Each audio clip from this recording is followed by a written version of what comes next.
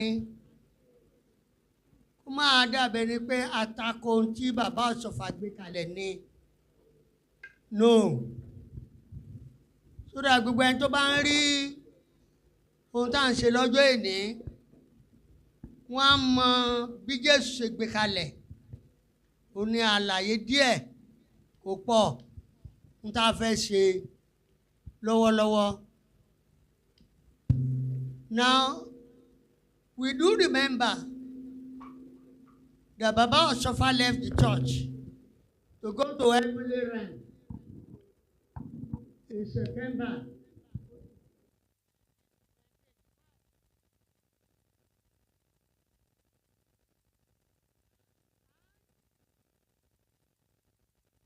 That time,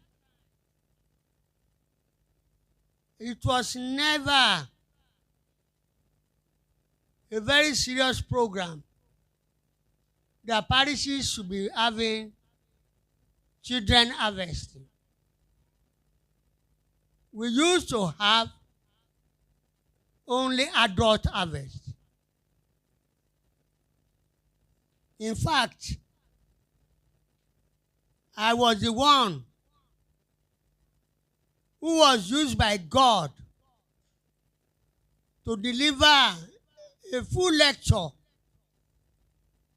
on the purposes of adult harvest given to Celestia, to the old Celestial Church of Christ at Imeko. I think that year must have been 1991 or 1992. But I can't remember the actual year. 1998, thank you. That's when Baba Ọ̀ṣọ́fà was just coming up to administer as pastor and supreme head. Baba Bada was, acting or performing as supreme head. At that time, there was no the emphasis on children harvesting had not come up in Celestia. I have just left ministering or servicing at also the one parish. That is Councillor's Parish. And I was already initiated by Christ to be the leader of those he will give lecture or certain lessons to, which must go around the whole Celestia in order to advance to all other programs of Christ after Lully stage. So at that time, I really knew the year Satan took over Celestial Church. It was in September 1984. Baba Ọ̀ṣọ́fà was alive. But unfortunately, the elders of Celestia misinterpreted the taking over of Satan. The taking over of Celestia by Satan. And that's what led to the demise of Papa Ọ̀ṣọ́fà in September 1985. Exactly a year. So there was nothing like, I can't remember if there was anything so serious as to say children harvest. But during Baba Bada, it was clamored because at that time the nation and all nations of the world are emphasizing on celebrating Children's Day, Mother's Day, Father's Day, Kinika Day. So many things are coming up. So it was during May 27th, Children's Day, that led to the church leaders developing or suggesting that the first Sunday after May 27 should not be taken by Celestia as Children's Day, but they now Christian it, Christian Harvest Day, only because they didn't understand the divine mystery of what is harvesting. Otherwise, they shouldn't have called the Children Harvest Day, which is first Sunday in June of every year. Now, at that time, between the period of 87 and 90, I'm already a practicing minister, going from one parish to another parish to deliver the 12 basic lessons that Christ gave me. So at that time, the program of GOSPEC at that time was that the first Sunday of every month, we should be having a convocation of ministers of the gospel under GOSPEC. So that first Sunday always fall on the month or the first Sunday of the month when we have new moon worship. So that Sunday that follows the new moon is usually our retreat Sunday. So our retreat Sunday is a Sunday, first Sunday of the new month, when we convocate together to develop ourselves. So when the idea of children harvesting came up, I know that it's a wrong naming, because children are not to be harvested. Only adults. There's a purpose for which God gave harvesting celebration to Celestia, to remember that one day we are going to be harvested to the heavenly kingdom. That's the message of Christ in John 14, verse 1 to 3, and some other Bible passages. So harvesting is not supposed to be a ceremony of any church than a church that God gave a covenant to, and that covenant is made manifest to be the tabernacle. So all the tabernacle operations, one of the very common tabernacle operations is harvesting. Harvesting is not a church or administration of a group of church or group of leaders or a ministry. It's not a ministry action at all. I made them know that harvesting is one of the very important operations of tabernacle. But harvesting was given to Celestia at the time of Baba Sofa, so that we can learn from it from embryo stage until when our church becomes a tabernacle. Like today, we are inside the tabernacle of God. And there is a composition of tabernacle of God, which is the nucleus, Holy of Holies. Our own Holy of Holies is the throne of Jerimoyama, God of all glories, of celestial God. That means to say, our tabernacle for Celestia is already being erected. The erection started from February 11, 2001. That's when the throne of Jeremiah was descended for this mission, because we are the covenant group who accepted the eternal covenant. Because the 12 basic lessons is the road map to enter into everlasting covenant. And since we enter into everlasting covenant, how come about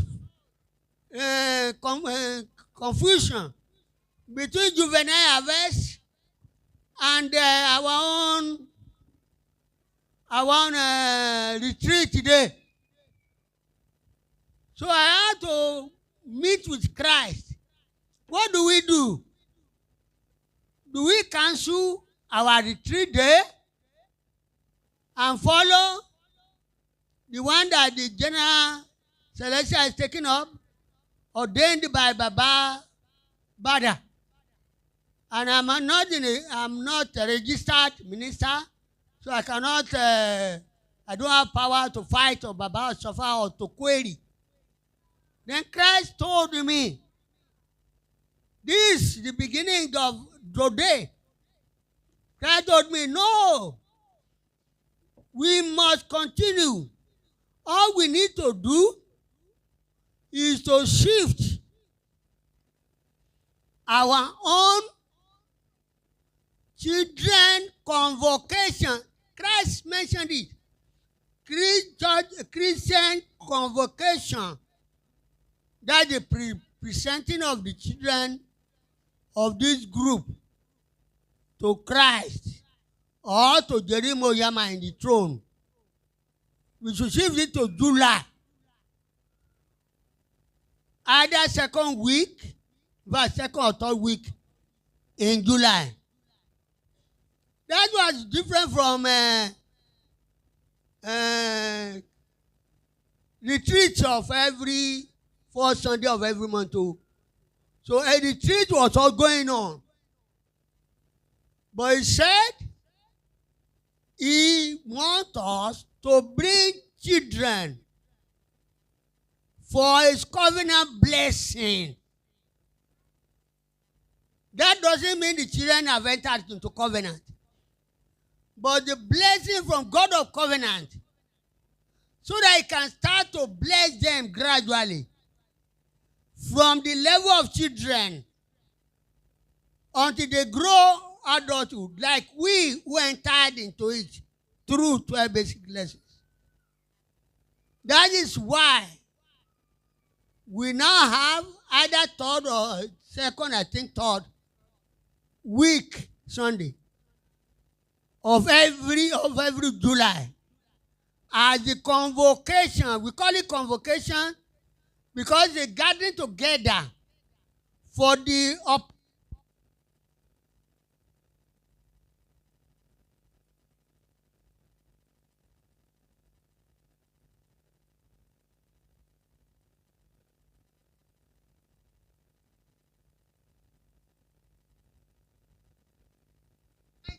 nations that I have made manifest at that time.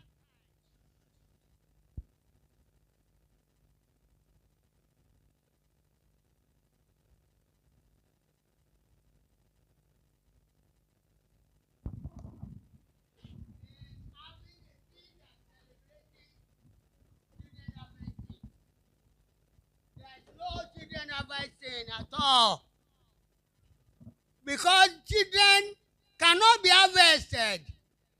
It is stated in the Bible. Ẹ jẹ́ kọ́mọdé wá sọ́dọ̀ mi, ó gbé wọn séjìká, ó dẹ̀ bless wọn sí Mark, ó wà núwèé Mark 9.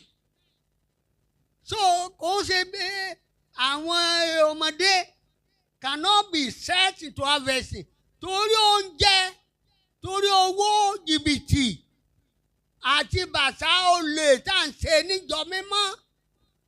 N la fi sọ wípé kí gbogbo olùṣàtàn tí wọ́n fi embrace torí ẹ̀ ní wọ́n fi embrace pé kí wọ́n ṣe harvesting. Ọmọdé kò sí tó ń jẹ́ bẹ́ẹ̀, ìjẹkújẹ ni. Torí harvesting is an operation. Tẹ́ ẹ bá wọnú ìwé mímọ́, bí Jésù bá ń pòwe when Jesus was giving his messages, he was often talking of parables of harvesting. Ó pọ̀ rẹpẹtẹ. Parable of harvesting sọ̀rọ̀ nípa bí ìjọba Ọlọ́run ṣe máa fọ́n. Bó ṣe máa kó àwọn èèyàn kúrò ní ilé ayé tí wọ́n máa populate wọn sínú ìjọba Ọlọ́run. Ìkórè ayé òní harvesting kì í ṣe ìkómì. Ìkórè Ọlọ́run fẹ́ kórè ayé. Processes and operations of ìkórè ayé là ń pè ní harvesting. Ibi jẹ́dẹ̀ tí máa ń ṣe ní tabernacle operation. Tabernacle kó tó wáyé covenant ló kó máa ṣẹ̀rẹ̀ ló kó máa sọ̀kalẹ̀. Lẹ́yìn covenant tí májẹ̀mú náà ń pè ní májẹ̀mú tó bá sọ̀kalẹ̀. Ó ní tithe ló máa sọ̀kalẹ̀. Tithe ni operation. Owó kíkó àtúnjẹ nílé Olúwa. Ó ti Málákà ìtìrì wí nìyẹn. So tithe ò sí nínú auditorium àwọn Pentecostal churches or assemblies or even Pentecostal churches or even Anglican or Methodist, all those churches kò sí tithe fún wọn. Torí wọn ò ní tabernacle. Auditorium ni wọ́n ní. Even church was not called church building. It's not supposed to be called a church. Torí lẹ́yìn Kristi, only one tabernacle ló wà. That's the old tabernacle. All other churches meeting, kí ni wọ́n pè synagogue ni. Synagogue ni wọ́n pè ní auditorium. So gbogbo àwọn redeem, deeper life, four square, everybody, they are all level of synagogue. Torí kò sí tẹ Ọlọ́run níbẹ̀. Kò sí jókòó Ọlọ́run níbẹ̀. February 11 lọ́lọ́run ti sọ ìjókòó rẹ̀ sí orí ilẹ̀ yìí ní ìsẹ́milẹ̀ pẹ̀lú àmì tí kíni ìràwọ̀ jálulẹ̀ látọ̀run bó ṣe ń jálulẹ̀ tó ń wá ní orílẹ̀-èdè ayé bẹ́ẹ̀ ló ń diminish títí ó fi dórí ilẹ̀ tó rá sílẹ̀ yìí. CNN ló gbé o. February 11 bá a bá purọ́.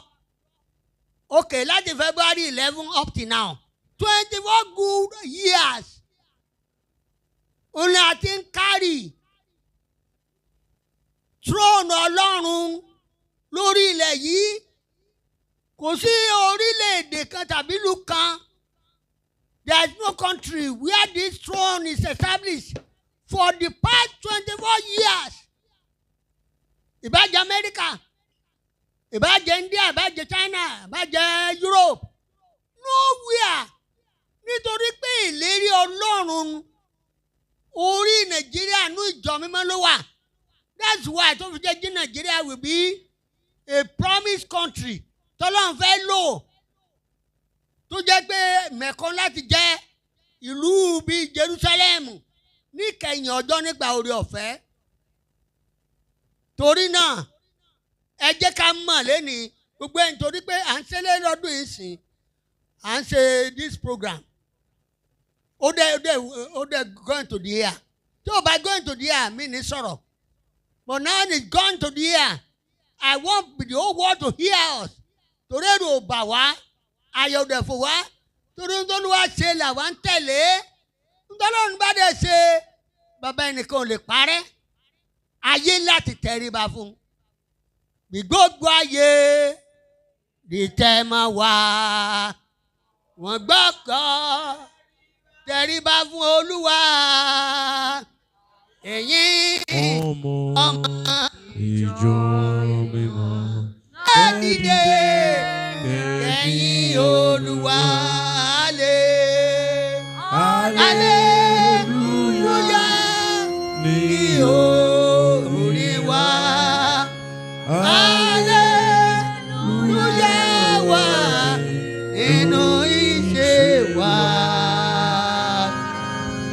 Bí a ṣe fẹ́ bí ayé kan wọ́n tẹ́rí bá fún.